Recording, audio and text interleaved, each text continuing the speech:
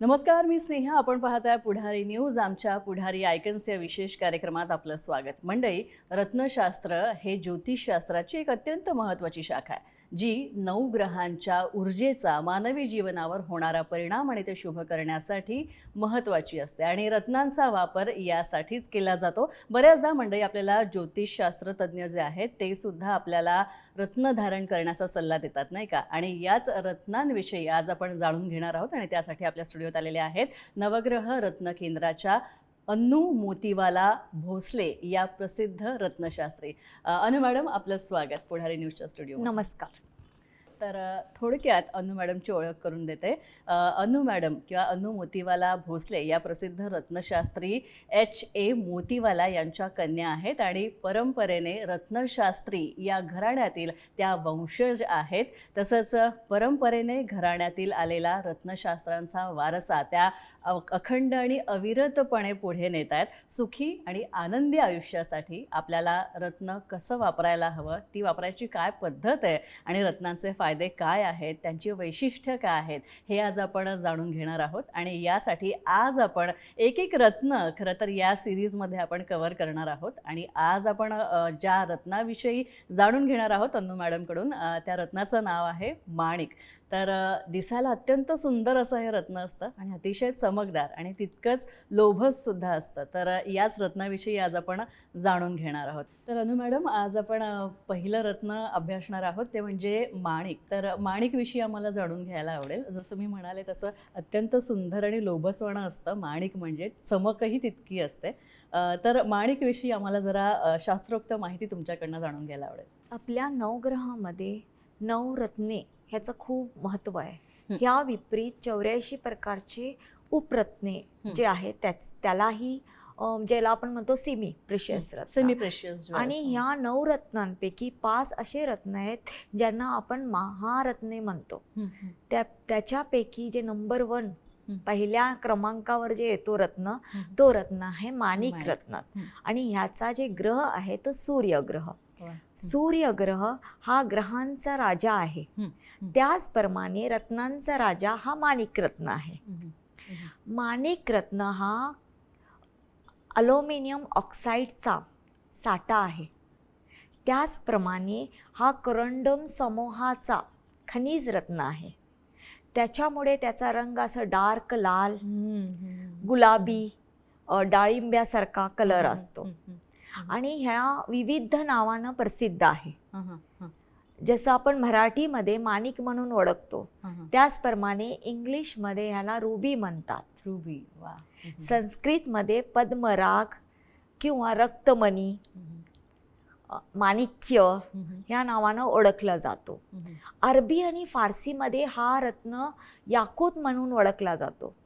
त्याचप्रमाणे अरबीमध्ये ह्याला गुलफशा म्हणतात.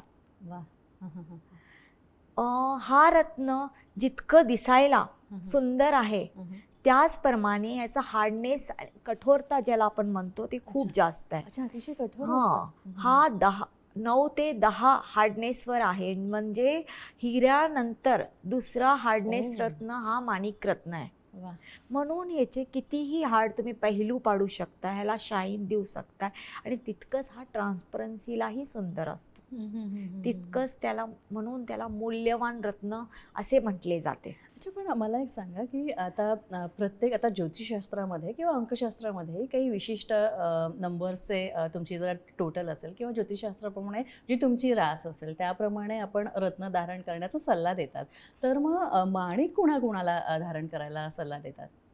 माणिक रत्न ज्यांनी सहज वापरू शकतात ह्याच्यापैकी मेष राशी, सिंह राशी. सिंह राशीचा जे स्वामी आहे तो सूर्य आहे आणि तो राशीचा राशी रत्न म्हटले की माणिक चालेल.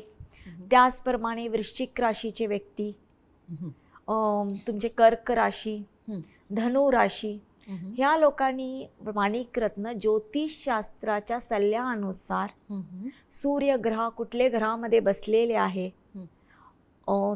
ते बघून त्याचा पूर्ण अभ्यास करून आरामात वापरू शकतात. बाकीचे जे राहिलेले जे राशी आहेत, राशीप्रमाणे आपण अभ्यास केला तर ह्यांचा जर सूर्य कमजोर असेल किंवा तर तिला आपण- अशक्त ग्रह असेल तिच्यात, हम्म. तर त्यांनी आपले कुंडलीचा अभ्यास करून किंवा अंकशास्त्राचा अभ्यासानुसार किंवा हस्तरेखाच्या अभ्यासानुसार माणिकरत्न वापरू शकतात. अच्छा, पण मला एक सांगा की आता म्हणजे हे तर नक्की आहे की प्रत्येक रत्नाचे वेगवेगळे फायदे आहेत, प्रत्येक रत्न आपापल्यामध्ये वेगळं आहे. तर माणिकविषयी आपण बोलायचं झालं तर माणिकचे फायदे काय आहे? जर ते आपण धारण केलं तर त्याचे फायदे काय? सर्वात म्हणजे माणिकरत्न धारण केल्यामुळे आपल्याला एक शक्ती आणि ऊर्जा प्राप्त होते. त्याचप्रमाणे जेव्हा आपण करिअरच्या दृष्टिकोनानं बघितलं किंवा अशक्त, सूर्य जर अशक्त असेल तर निर्णय क्षमता कमी असते. काही लोकांना करिअरमध्ये जॉब करत असताना प्रमोशन्स होत नाही, प्रगती होत नाही किंवा हेल्थचे इश्यूज असतात. एज्युकेशन घेत असताना मुलांना कॉम्पिटेटिव्ह एक्झाम देत असतात, तिथं प्रॉब्लेम येतं किंवा त्यांना धाडस होत नाही आहे. त्याच्यासाठी तुम्ही माणिकरत्नाचा वापर करू शकताय. अच्छा. कुंडलीमध्ये धनस्थानामध्ये जर सूर्य ग्रह अशक्त असेल तर माणिकरत्न धारण केल्यामुळे फायनान्शियल कंडिशन खूप छान असते. वा वा. त्याचप्रमाणे सुखभावमध्ये जर सूर्य ग्रह असेल आणि त्याची दृष्टी त्याच्यावर पापग्रहांची दृष्टी पडत असेल तर तिथे पण आपल्याला सुख देण्यासाठी किंवा ज्यांचं घर होत नाही आहे, ज्यांच्याकडे गाडी, जे काही ऐशो आरामच्या वस्तू लवकर येत नाही आहे, त्याच्यासाठी ही माणिकरत्न खूप उपयोगी आहे. अच्छा, पण मग यात आता प्रत्येक रत्न धारण करण्याची वेगवेगळी पद्धत आहे. काही सोन्यात, काही चांदीत धारण करतो. तर माणिक धारण करण्याची शास्त्रोक्त पद्धत काय? माणिकरत्न तुम्ही तांब्यामध्ये किंवा सोन्यामध्ये धारण करू शकता.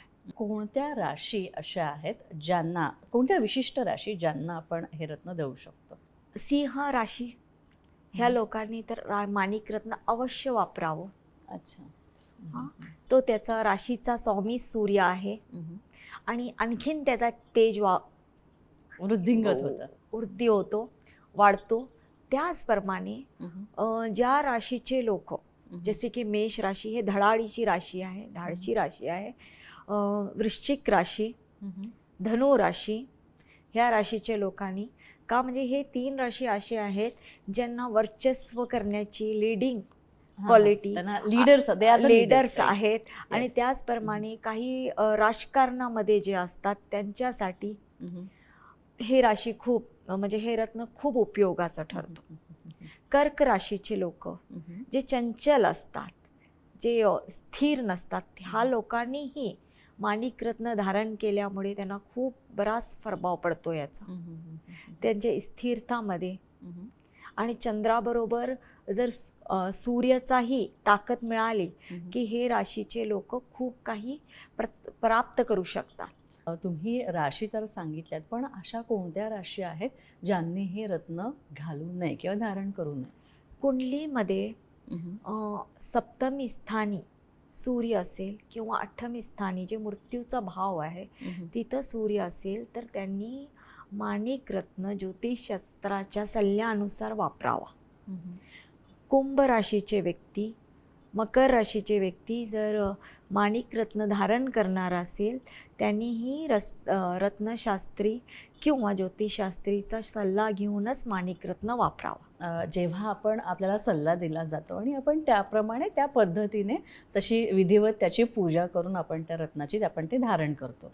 पण हे रत्न धारण केल्यावर अर्थात आपल्या शरीरातली जी ऊर्जा आहे, मनाची जी ऊर्जा आहे आणि निसर्गातली जी ऊर्जा, ती सुद्धा त्यात ॲब्झॉर्ब होते, ती त्यात शोषली जाते. तर साधारण किती दिवसांनंतर माणिक धारण केल्यानंतर आपल्याला त्याचा प्रभाव किंवा आपण त्याला म्हणतो की खरे इफेक्ट, खरे परिणाम त्याचे दिसायला सुरुवात होतात? माणिकरत्न धारण केल्यावर त्याला पूर्ण सिद्ध व्हायला 45 डेज लागतात, 45 दिवसाची अवधी लागते. पण रत्न धारण केल्यावर 11 दिवसानंतर त्याचा प्रभाव पडायला चालू चालू होतो. होतो. ओ. ते आपल्या बॉडीच्या ऊर्जेनुसार आणि सूर्याच्या ताकदीनुसार शोषून आपल्या बॉडीमध्ये किती ताकद आहे त्या बॉडीचं आणि रत्नांचा प्रभाव पडायला त्याच्यावर ते ठरलं जातं.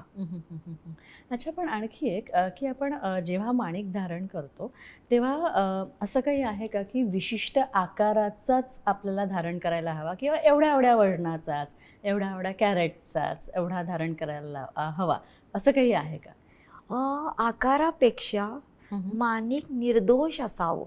निर्दोष म्हणजे? निर्दोष म्हणजे तो क्लिअर असावं, त्याच्यात जास्त झेरम नसावे, कुठल्या प्रकारचा त्याला रासायनिक त्याच्यावर प्रक्रिया जे बोलतोय ना आपण आता खूप होते लॅब ग्रोन रत्ने आता खूप मार्केटात या लागलेत. किंवा काही ठिकाणी असं होतं की तुम्ही वापरायला देतात रत्न, थोडे दिवस वापरून बघा आणि मग इफेक्ट झालं की हे करा परत ते रियूज होतात. त्याच्याप्रमाणे जर बघितलं गेलं तर ते रत्न दूषित झालेले असतात, त्याच्यामुळेही ते रत्नांचा प्रभाव बऱ्यापैकी पडत नाही. तर रत्न वापरताना रत्नाची क्लॅरिटी तो ओव्हल असावा किंवा राऊंड असू दे किंवा स्क्वेअर असू दे, रेक्टँगल असू दे, तो क्लिअर आणि उंच प्रतीचा असावा. अच्छा, मला एक सांगा, तुम्ही आता म्हणालात की आकार पण महत्त्वाचा आहे किंवा कधी कधी असं सांगितलं जातं की चौकोनातच धारण करा किंवा त्रिकोणात धारण करा एखादं रत्न. तर मला हे जाणून घ्यायचं आहे तुमच्याकडनं ॲज अ जेमॉलॉजी एक्सपर्ट म्हणून, इतक्या वर्षांचा तुमचा रत्नांचा अभ्यास आहे, तर स्पेशली माणिकविषयी मला जाणून घ्यायचं आहे की त्यांचा आकार किती मॅटर करतो. कारण तो कट ॲक्युरेट असणंही फार गरजेचं आहे. जर एखाद्या ज्योतिषशास्त्राने किंवा जेमॉलॉजिस्टने सांगितलं की याच आकाराचं एवढ्याच साईजचं हवं आहे मला किंवा एवढ्याच वजनाचा तो माणिक हवा आहे तुम्ही धारण करायला, तर ते किती मॅटर करतं आणि का मॅटर करतं हे जरा जाणून घ्यायचं आहे. सूर्यरत्नाचा जे आकार आहे तो गोल आहे. त्याचप्रमाणे आम्ही म्हणतो की माणिक रत्न शक्यतो ओव्हल किंवा राऊंड असावं, तिला कुठेही कोणे नसावे. त्याचप्रमाणे मिनिमम 3 रत्तीच्या वर किंवा 3 कॅरेटच्या वर रत्न धारण केले की त्याचा प्रभाव लवकर पडतो आणि तो तितकाच ताकदवान असतो. जसं मी बोलले की रत्न हे कॉस्मिक रेज अनुसार आपल्या शरीरावर काम करतात. त्याच्यासाठी तुम्ही 1-2 रत्तीचा रत्न धारण केला की त्याचा प्रभाव तितकं पडणार नाही. तर बऱ्यापैकी रत्न 3 रत्तीच्या वर असावे. अनु मॅडम, आरोग्याच्या दृष्टीने सुद्धा आपल्याला कधी कधी काही रत्न धारण करणं हे फायद्याचं ठरू शकतं. तर माणिक धारण केलेल्या व्यक्तीचा आरोग्य ते माणिक धारण केल्यानंतर कशा प्रकारे बदलू शकतं? माणिक धारण केल्यामुळे डोळ्यांच्या आजारा पासून मुक्तता मिळते. म्हणजे काही वेळेस डोळ्यांचे आजार जर जास्त सतत एलर्जी होते, डोळ्यात पाणी येतं किंवा दृष्टी दोषाचा लहान मुलांना त्रास असतो खूप, तर छोटा माणिक आम्ही त्यांना गळ्यात एक पेंडंट स्वरूपात घालण्याचा सल्ला देतो. त्याच्यामुळे तो लहान मुलांमध्ये जे होणारे आजार आहेत डोळ्यांचे ते कमी होतात. त्याचप्रमाणे माणिक हा सूर्याचा रत्न आहे, म्हणून हा हृदय विकारापासूनही त्याची मुक्तता होते. आणि काही लोकांना सतत ताप येत असते, त्या तापामध्येही माणिक रत्न धारण केल्यामुळे तेही कमी होतं, म्हणजे त्याच्यामुळे मुक्तता मिळते. आणि दुसरं म्हणजे रक्ताचे आजार. कारण त्याचा वर्ण सुद्धा अल्युमिनियम ऑक्साईडचा साठा असल्यामुळे आणि ते धारण केल्यामुळे ज्यांना अनिमियाचा त्रास आहे त्यातलाही हा रत्न खूप उपयुक्त आहे. आपण जर पहिलं आपले वेदशास्त्रामध्ये बघितलं तर रत्नाचे भस्म करून ते औषध द्यायचे. पुराणमध्ये, अग्निपुराणमध्ये, गरुड पुराणमध्ये, वेदमध्ये रत्नांचे उल्लेख आहेत, ज्याच्यामुळे रत्नांचे खूप काही फायदे लिहिलेले आहेत. अच्छा, पण मला एक सांगा, आता आरोग्याच्या दृष्टीने आपण बोलतच आहोत, तर बऱ्याचदा असं होतं की आपल्या आरोग्यावर आपल्या ग्रहमानाचा किंवा वास्तूचा सुद्धा प्रभाव असतो. म्हणजे तेही कारण असू शकतं की आपलं आरोग्य किंवा आपली प्रकृती बिघडते किंवा थोडीफार नरम गरम राहते. तर विशेषतः माणिक धारण केल्यामुळे असे काय सिग्नल्स आपल्या बॉडीमध्ये आणि युनिव्हर्समध्ये जातात, जेणेकरून आपलं आरोग्य चांगलं होतं? सर्वात प्रथम शरीराला आत्मविश्वास हं. जे पाहिजे ते प्राप्त होतो. दुसरा ऊर्जा ऊर्जा मिळते. ऊर्जामुळे काय होतं की तब्येतीचे जे गोष्टी आहे, आता सतत आजारपण म्हणजे काय असतो की मला अशक्त वाटतो, मला झोपून राहण्याची इच्छा निर्माण होते, चार लोकांमध्ये बोलण्याचा कॉन्फिडन्स येत नाही आहे. हा रत्न धारण केल्यामुळे तुम्ही कम्युनिकेट जे कम्युनिकेट सिस्टम म्हणजे जे आहे संवाद ते चांगला. इम्प्रूव्ह होतं आपला संवाद करण्याचा. आणि कुठलेही निर्णय भरारीचे निर्णय घेण्यामध्ये एखादा व्यावसायिक जर बिझनेस करत असेल तर त्याच्यासाठी हा रत्न धारण केले की तो निर्णय क्षमता त्याची वाढते. त्याचबरोबर मार्केटिंग, जे माणसं मार्केटिंग करतात त्याच्यामध्ये खूप छान आहे. शरीरावर याचे इम्पॅक्ट जे घातले क्षणी 3 ते 4 दिवसात दिसायला लागतात. खरा माणिक आणि डुप्लिकेट माणिक हा ओळखायचा कसा? म्हणजे ते खरं आहे की नाही हे ओळखायचं कसं? त्याचे काही क्रायटेरियाज असतात, तर ते काय आहेत? खरा माणिक ओळखताना तुम्ही जर सूर्यकिरणांपासून त्याला घेऊन गेले की तो डार्क कलरचा रेडिश दिसतो. तो तुम्हाला त्याची जी लाईट आहे त्याच्यावर जेव्हा सूर्याची किरण पडते किंवा आपले मोबाईलमध्ये लाईट आहे त्याच्यात तुम्ही बघितला तर ते तितकंच रेड दिसणार तुम्हाला रत्न. अच्छा. आणि त्याचं जे किरण आहे हलके हलके गुलाबी रेज म्हणजे ती जी किंवा प्रभा रेड जी आहे तेवढीच येणार. काचेला आणि डुप्लिकेट रत्नाला तसं भासत नाहीये, तो वाईट दिसतो आणि खूप चमकणार. आणि दुसरं म्हणजे सर्वोत्तम म्हणजे छान सर्टिफाईड रत्न घेणे.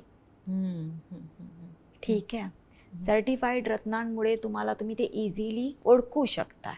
किंवा दुधामध्ये जर ओरिजिनल माणिक रत्न ठेवला तर तो दुधामध्ये गुलाबी कलरचा एक पसरतो, छटा दिसायला लागते. त्याच्यामुळे दुधाचा कलर थोड्या वेळानंतर आपल्याला जाणवतो की ते गुलाबी आहे. हे खूप इंटरेस्टिंग आहे. काचेला तसं भासणार नाही.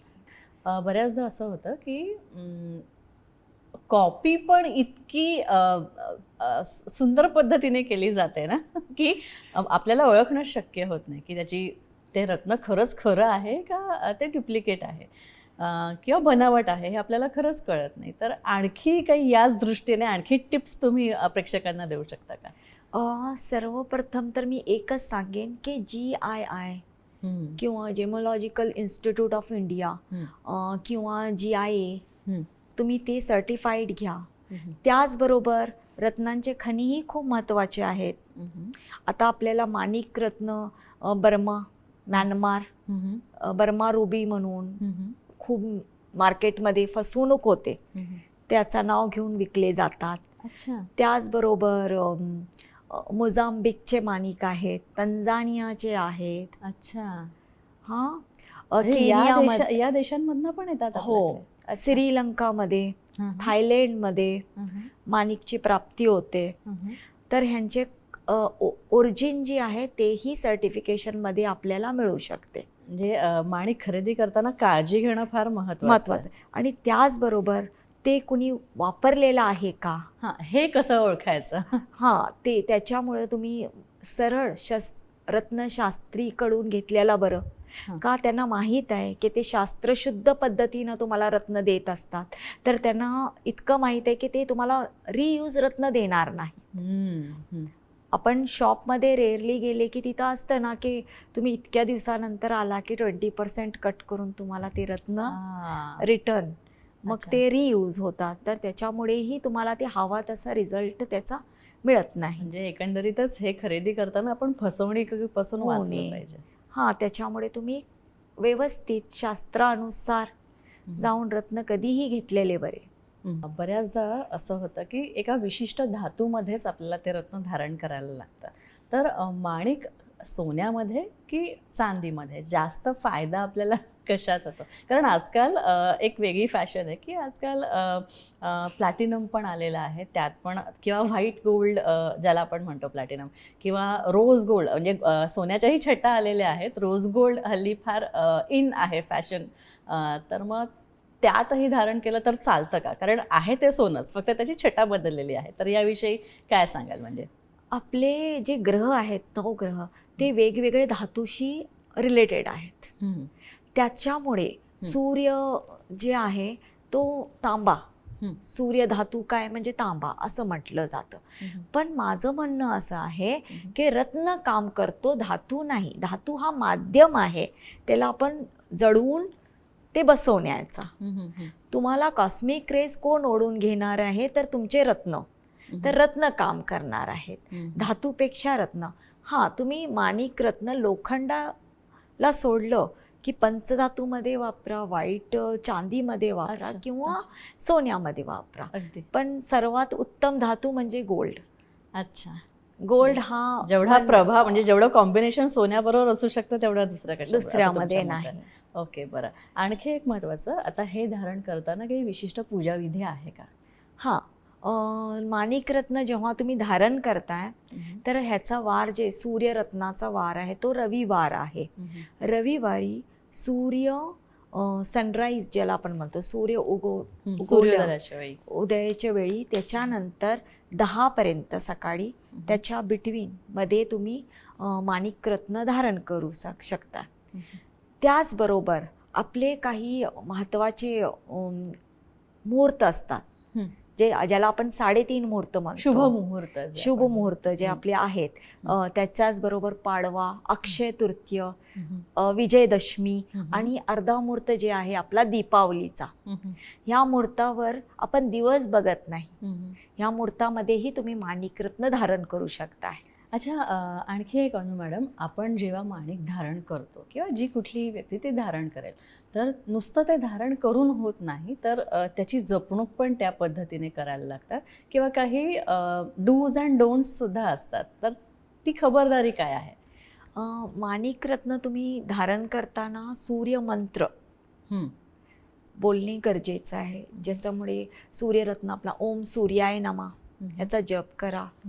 ह्याला शुद्ध करण्यासाठी तुम्ही गंगाजल किंवा पंचामृतचा वापर करू शकताय, हळद कुंकू अक्षदा वाहून. आणि काही नाही काय करायचं म्हणजे स्मशानभूमीमध्ये अंतिम यात्रात रत्न धारण करून जाऊ नये. ओके, रत्न धारण करून जायचं नाहीये आपल्याला. ते रत्न का आपण रत्न का घालतोय? की आपला फ्युचर बेटर होण्यासाठी, आपल्याला जे हवंय ते मिळवण्यासाठी.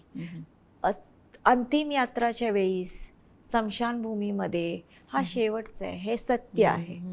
ह्याच्यामध्ये रत्न जे तुम्ही सिद्ध केलेले आहेत ते काम करायचं बंद होतात, आणि रत्न काही वेळेस त्यांना मृत्यू प्राप्त होतं असं शास्त्रामध्ये लिहिलेलं आहे. होऊ शकतात, त्याचाही वय आहे.